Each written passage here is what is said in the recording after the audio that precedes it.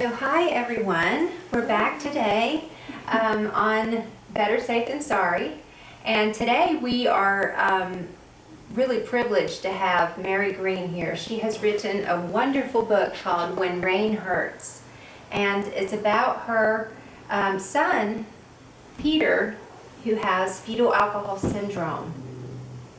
We have one new person, and while we're going to be introducing Mary, Mary's also going to be meeting some of you. So why don't we start with, having you guys introduce yourselves to Mary, and then we'll go from there. How about that?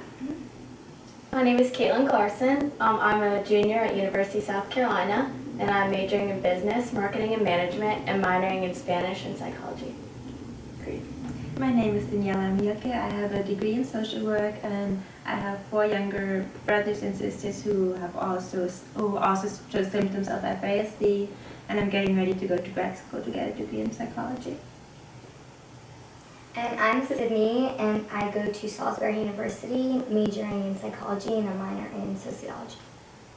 And we have a total of 7 interns, Mary, and actually 1 guy, so that makes 8 who are college students that are here for the summer, just kind of tag-tailing with me, and tagging along, going to court. Sometimes we go and interview people. I think Daniela and one of the other interns went to a juvenile detention center to meet an individual who had, while I interviewed them, to just that they observed, and they've gone to court with me. I think you were able to go to court one day, Sydney, and we went to the No Fast Gala recently together, and just immersing them in some of the activities that I'm doing. But we're reading books along the way as well, and the first one was The Broken Cord, where it's kind of this seminal book that kind of changed the landscape on this issue and helped just the average everyday American know about this problem.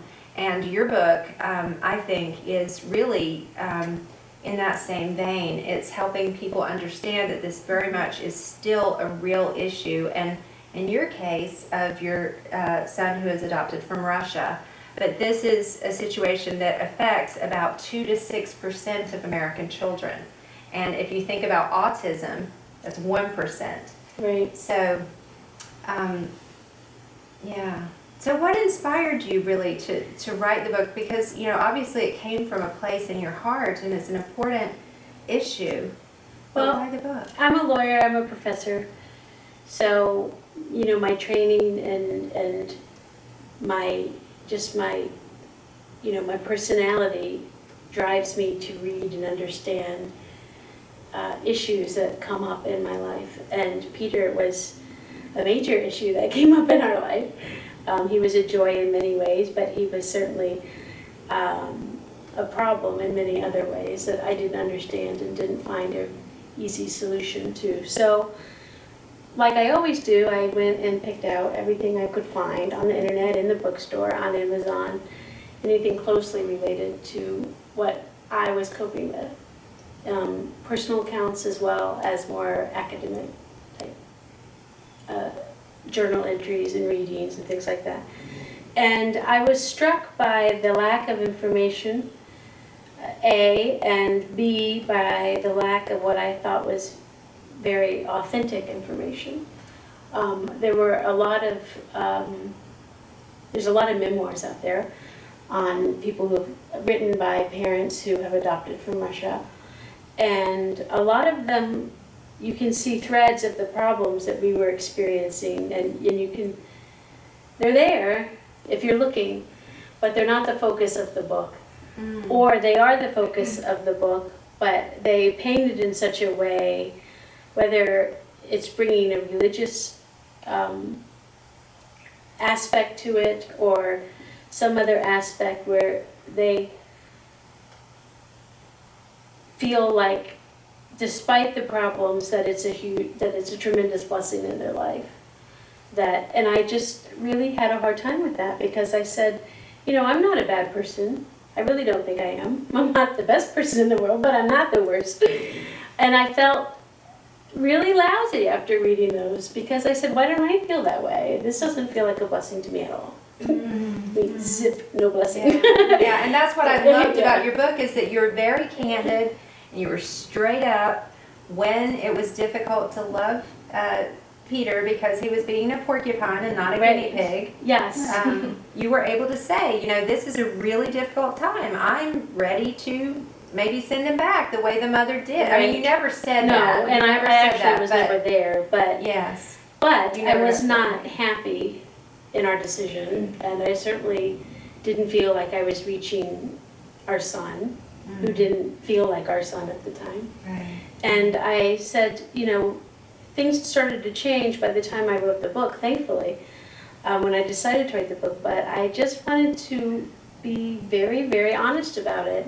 And I also wanted to say that, you know, you can love someone and still hate what it's doing to your family, Yeah. what it's doing to him, Absolutely. and, you know, the impact that it's having on all of us. And that's a much more complicated message, but I think it's a more honest message, and I felt that if I tried, I might be able to convey that. And you did. It was lovely. Yeah. What did you ladies think? Because you've had a chance to read it too, right? Well, my favorite part was the honesty with how you felt, how you didn't hold back with like explaining the problems that he was going through, and on top of all that, you explained for readers like mothers themselves ways that you handled it and like got him help, like taking on going to court and then going to that doctor in Virginia and like doing all those steps to help your son, so that way people weren't just reading about the religious aspect or something like that. They could actually learn ways to help. Yeah, and I think, you know, when I go back and I look at what I wrote, particularly the journal entries, because they were snapshots in time, I see my own evolution as a parent of a child with FAS, because it's clear that when I'm starting, I'm approaching this as somebody would approach parenting, which is basically how, well, for me, it was how I was parented. And it doesn't work. It doesn't work at all. And you have to sort of unlearn all of those predispositions you have. You know, you're raised a certain way. You may practice on kids you babysit or nieces and nephews, you know, and you have a sense of what you would be like as a parent. Well, you have to throw it all out the window. It doesn't work. For these children, because of the Yeah. neurodevelopmental impairment. It just doesn't work. Right, and the expectations that you have that they would get consequences. Right. And so you go at it and you hit wall after wall after wall, and things continue to deteriorate further. And then finally, you know, slowly, if you keep at it, and with help with people like Dr. Federici, who gave us a bit of a roadmap, which was very helpful, you start to figure it out. But I hit against it all the time. I still have moments where I expect things from Peter. And, you know, it may not be until I'm in bed that night reflecting on the day or something like that, and I'm like, why did I do that? I know that won't work with him. Because it's just so natural to fall back, especially in times of stress, on patterns that are easy and more comfortable for you. I mean, this isn't a natural parenting style. No, not at No. all. What I loved is you admitted that throughout the book, that a lot of people, like you were saying earlier, I don't know, maybe just because they're afraid to admit that their child has a problem, how severe it is, no one ever wants to, you know, say to the public like, oh, these are the problems that we're having. This is how my child is having these problems. Because I know in America, a lot of times with the culture, it's that, oh, my child's perfect, nothing's wrong with them. You never want to expose Right. yourself. And I loved how refreshing it was that you actually told the walls you were hitting, that I actually learned from it, because we can read about it all we want, but examples of an actual child going through it and you putting out in the open, these are the problems, this is what I did to cope with it. No, a lot of times you cannot find the solution the first time you try something. A lot of times it takes months, years Right. to figure out what the solution might be. And you still, you know, progress, but you also have days where you have setbacks. And that's what I loved, and that was my favorite part, was the journal entries, because it really gave an insight of exactly what you were going through that day. And I thought it was very brave of you to open up to everyone, to let us into your lives and be able to read all, you know, your experiences and all the details, because it really did help us while we were reading it. Well, good, I appreciate that. I mean, you know, and the other thing, I don't know if it came out as much, but I was thinking about it a lot last night because we did have, you know, a difficult day with Peter yesterday, is that, you know, the rhythms and cadence of our family are still 100% tied to how our son is doing. Wow. You know, and you try to not let that happen, but the fact of the matter is, if Peter is not doing okay, nobody else in our family is doing all right. And that's probably true whether you have a bipolar family member or any other number of challenges, but you can't separate from it. There's no separation from it. I mean, we all go with his ups and downs. And Wow. and it can be tough. Now, you know, Daniela, there are 4 children in your family. Yes. You're the au pair, but you have grown into this family as Yes. an adopted, you know, kind of daughter of this couple who have adopted 4 children from Russia. And you still have your family back home in Germany who love you very much, right? Your parents. You're not orphaned. No, I have 2 families. You have 2 families. That- It's like somebody with a step parent set who have, you know, biological parents and then step parents. So, but it's more intimate for you because you're helping raise these children. Yes. Having 4, and it's not necessarily 4 of Peter, right? Yes. What would you say that you felt from the book? Because you probably drew some things from the book to help you with the family and to give you insights into the family that you live in and the family you're a part of and the family you belong to. I think for me the most touching part was reading about your personal experience, your emotional experience of visit. So I got a better understanding of the whole adoption process, of the whole process of being a parent with a child that is suffering from FASD. Kind of I got a better understanding of my host mom, what struggles she had when she first met the kids. The girls were older when she adopted them, and she had a horrible time when she was in Moscow. They were screaming, throwing fits, they were hitting her, they were just crazy. Are they all related? The girls are related. The girls are sisters, and they were 8 and 10 when they were adopted. Okay. So they didn't really understand anything that was going on, and who knows what the people at the orphanage told them, because they were just screaming. And finally, she got somebody from the hotel talking to the girls in Russian and trying to explain to them what's happening. Probably something like, "Well, those people are being good to you. You better get your act together and stop screaming and hitting them, so you will get a good future if you go to America with them." Although that's a hard pill to swallow when you're being yanked from the only place Comfort that you've you probably have. ever known, Yeah. even if it isn't the best. Yes, Yeah, it was hard for them. I'm sure it was. And they were sisters, they had always been together. So. They have been, yes. How do you feel about international adoption? I know that, I believe Russia now doesn't let, yeah, okay, that's what I thought, about adopting from Russia, but how did you feel before international adoption and then after? After adopting your children. Yeah. Yeah. Well, there's aspects of it that are obviously very attractive to me. It's why we went that path. And there's certainly a lot of children in need, just like there are just in this country. You know, I have learned a few things. One is that I would never bring home 2 children at once, unless they were biologically, if they were Right, siblings, that's right. different.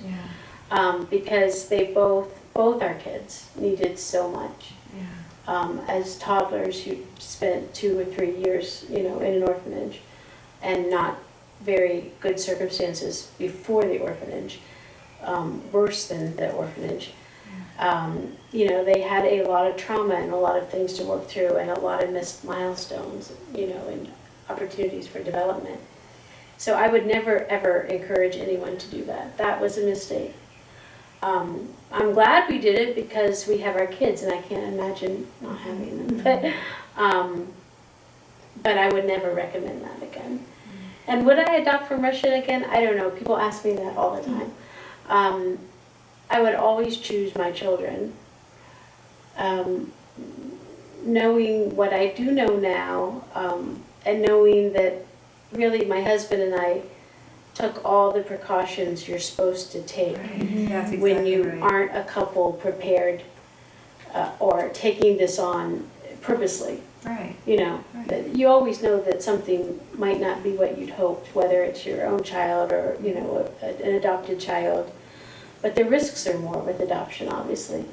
But, you know, we tried to inoculate ourselves against all those possibilities the best that we could, and we still ended up with a very, very complicated child by anybody's standards.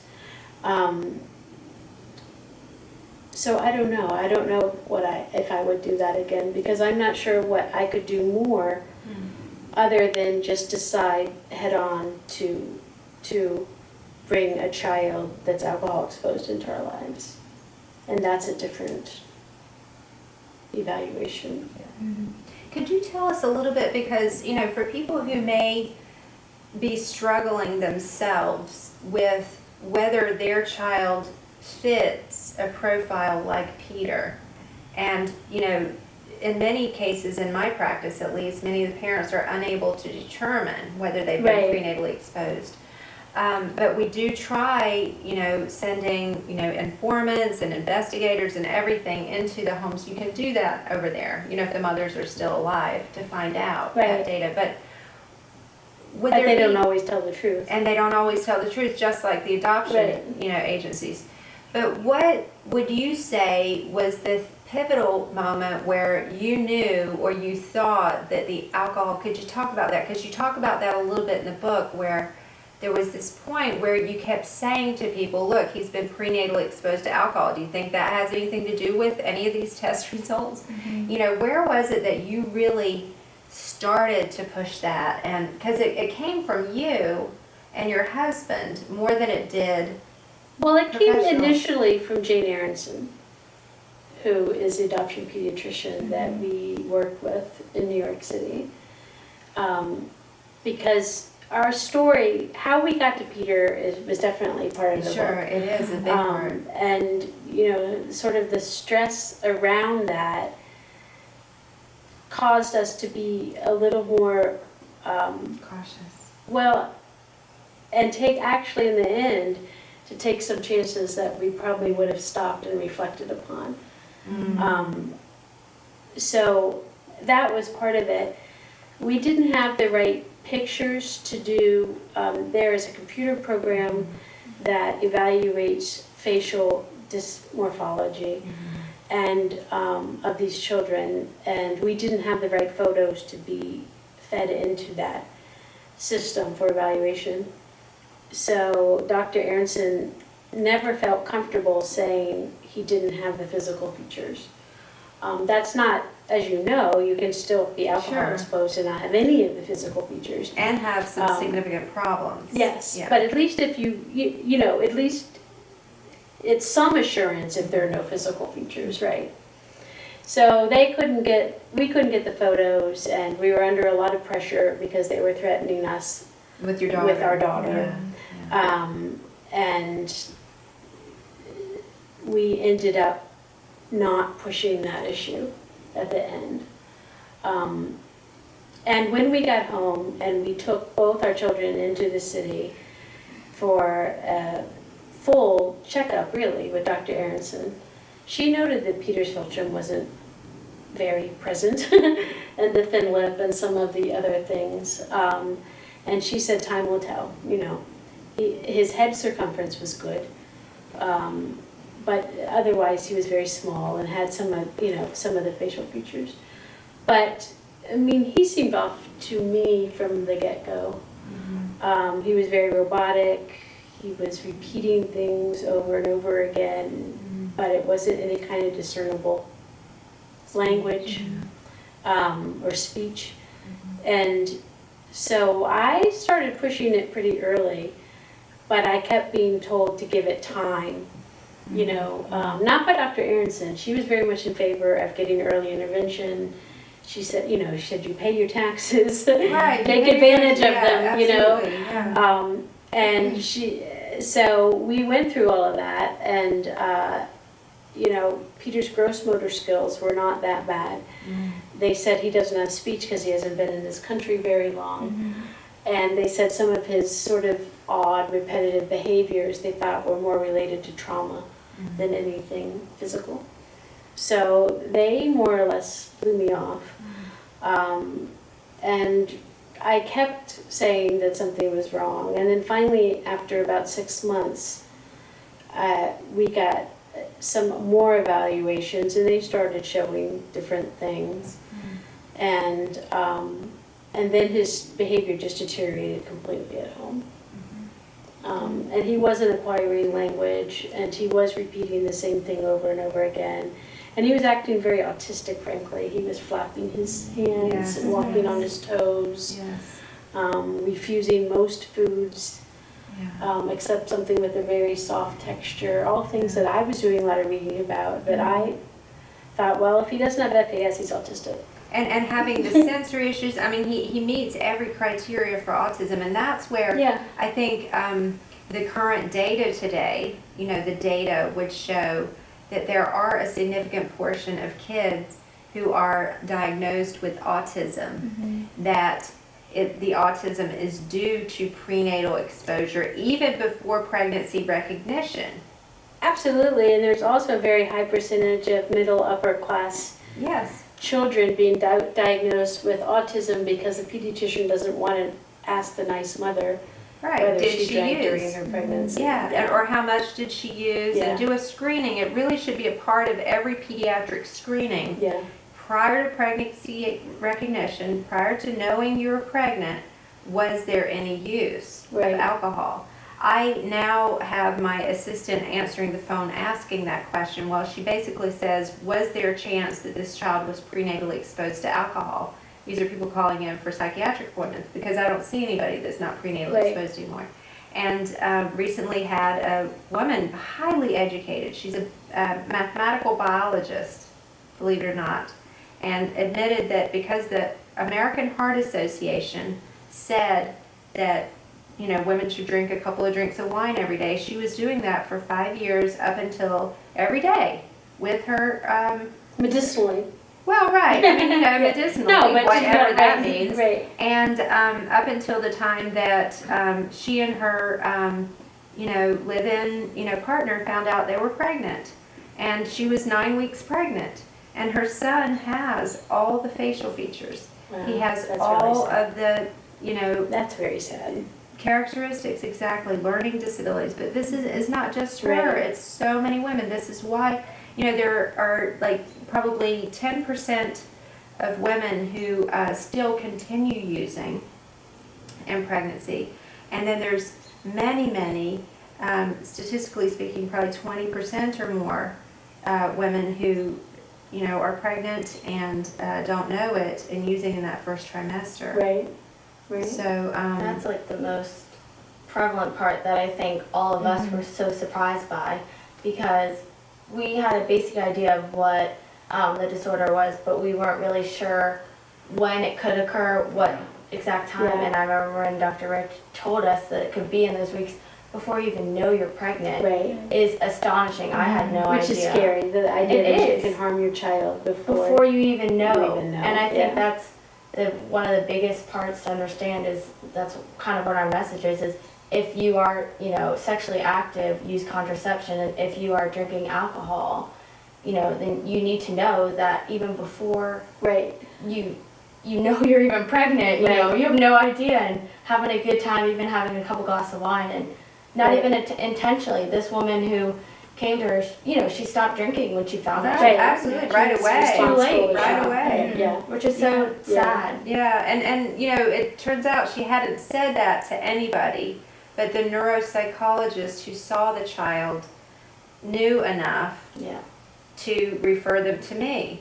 And without the mother even saying that she had drank, she referred the patient to me saying, you know, to me, but not to the mother. Right. You know, this looks like prenatal exposure to something, okay?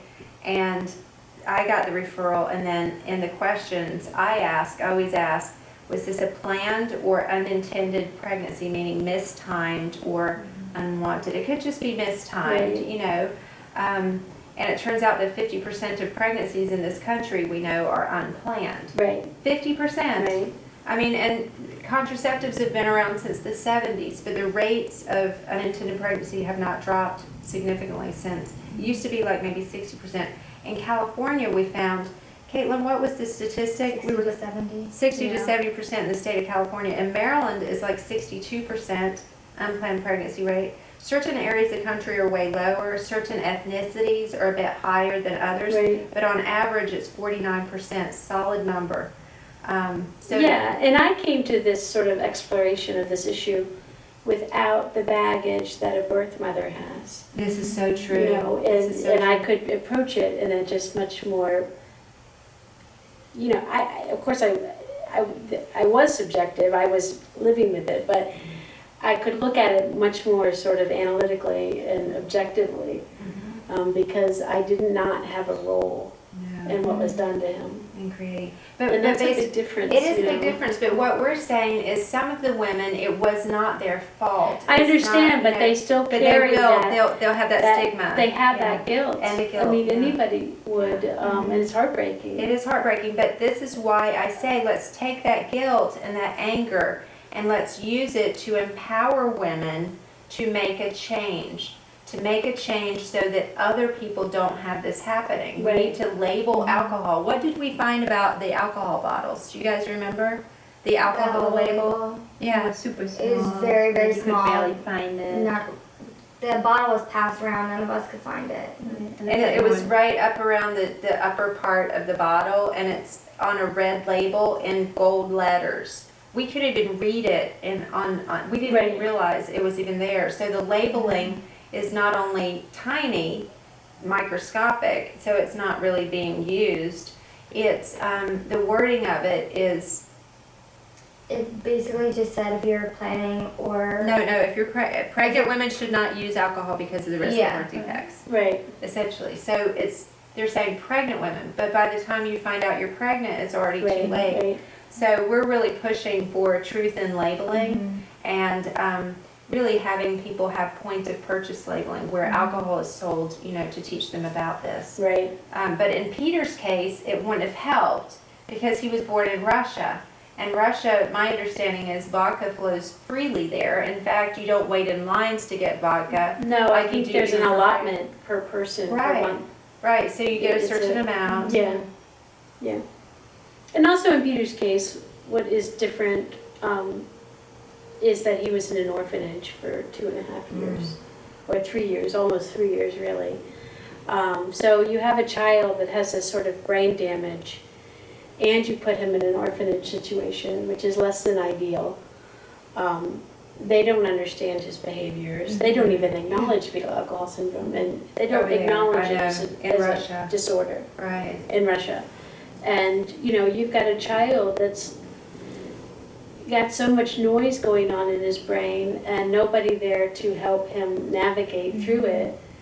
And he just deteriorated significantly.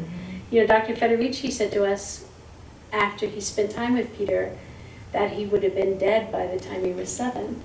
And my husband and I looked at each other like, that's a little dramatic. I mean, you know, he was running around, he was healthy. We took him, he was 4, almost 5 the first time we took him to see Ron. And we just didn't believe that.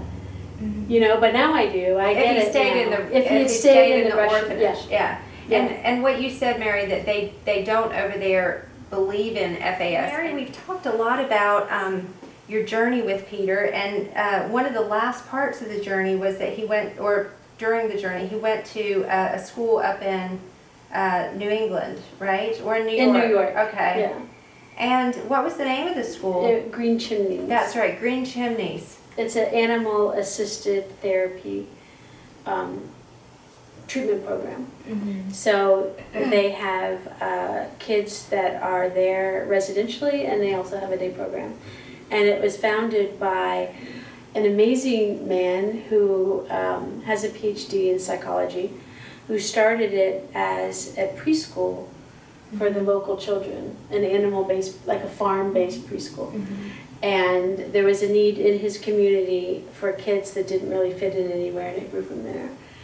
But they do amazing things there. They get FAS, they get issues of institutionalization of Russian adopted Eastern European kids adopted with all of the baggage that that comes with. And they get the intersection of those two problems. So it was a tremendously healing place for all of us. It was very difficult to send him there. It felt like we had failed him. I had to be disabused by many people, the notion that I could continue to handle him alone, because I felt like I didn't bring a child home from Russia to put him in an institution. You know, that's a horrible thing. But you know, I really had to come to terms with realizing that he needed, you know, our wagons needed circling, and that we had to sort of expand the level of caregiving and caregivers that he needed. And they have this amazing group of 20-something, like you guys, you know, strong, committed, passionate, and that work with these kids for 8 hours, and then they do a beautiful thing. They go home and somebody else comes in and then they get rest and they get rejuvenated, and then they come back again, you know. And you can't do that as a parent. It's just, there's just no break from it at all. And your emotions get involved, and that hinders really the training and the refocusing of the brain. And they can do that there. They're on 24/7. They have many people on one problem, and they do it around the clock. And kids with FAS do very well in that kind of environment. I mean, I'm sure you've read this, but I think it's also why, unfortunately, adults with FAS make model prisoners. Yeah, of course. And they do. And there's a high rate of incarceration among people with, especially males with FAS. But they thrive in that kind of controlled environment where they don't have to self-regulate. Right, and They their needs are met. Externally regulated, Their and their needs needs are met. Their needs are met. They know what the rules are. There are very strict rules, and there are very few privileges. Yes. And I mean, I go to death row. You know, I Right. see people in other states on death row. We don't have it here in Maryland anymore, but and even in juvenile detention centers and training schools. And what overwhelmingly all the guards say as I make my long march through these sterile hallways to see them is, you know, he's such a nice guy. Right. You know, such a Right. nice guy, sweet person. And they're all, in my view, internally, they're innocent. You know, not innocent of the crime that they did, Right. but there is an innocence about Sure. them that I think a lot of people would not guess.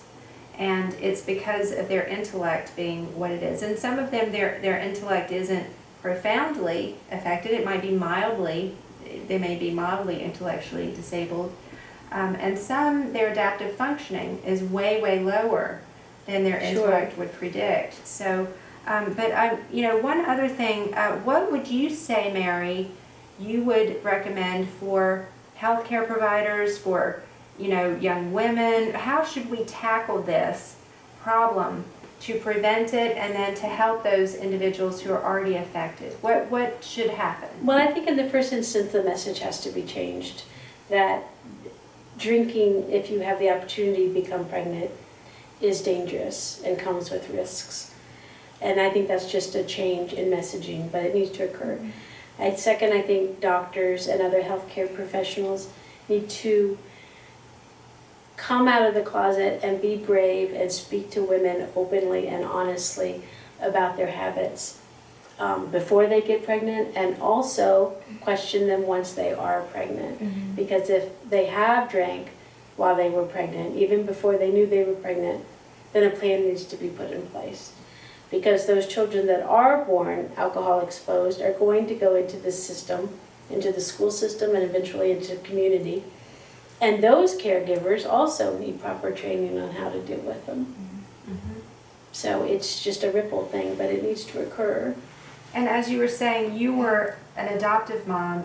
There was no baggage that you had about your own use that affected your child, but a lot of women would have some guilt.